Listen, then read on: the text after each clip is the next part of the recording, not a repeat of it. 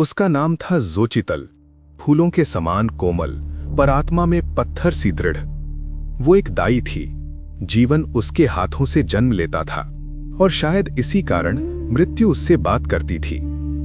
पहली बार उसने मृत्यु की आवाज तब सुनी जब एक नवजात ने सांस लेने से पहले ही दुनिया छोड़ दी।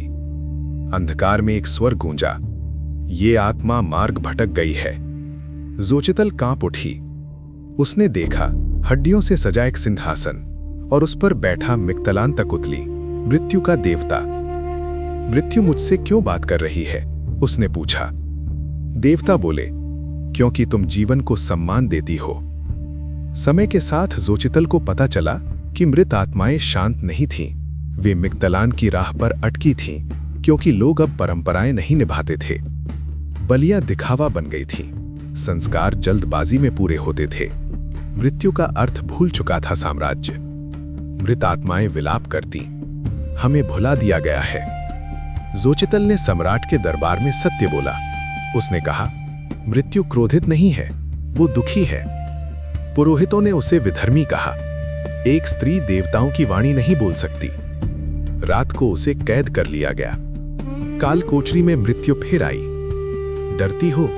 मिक्तलांतकुतली ने पूछा। हां, जोचितल बोली, पर अगर मैं चुप रही तो जीवित भी मर जाएंगे। अगली सुबह नगर में विपत्ति आई। फसलें सूख गईं, नवजात रोना बंद कर गए और शमशान धुएं से भर गए। सम्राट कांप उठा। जोचितल को मुक्त किया गया। उसके कहने पर मृतकों के लिए नए संस्कार शुरू हुए। नाम पुकारे गए, स्मृतियां सौंपी गईं और मृत्यु को शत्रु नहीं, मार्गदर्शक माना गया। धीरे धीरे आत्माएं शांत हुईं। अंत में मिक्तलांतकुतली फिर प्रकट हुए। तुमने साम्राज्य को नहीं बदला, देवता बोले, तुमने उसे याद दिलाया। जोचितल मुस्कुराई। वो दाई थी, जीवन की भी और मृत्यु की भी।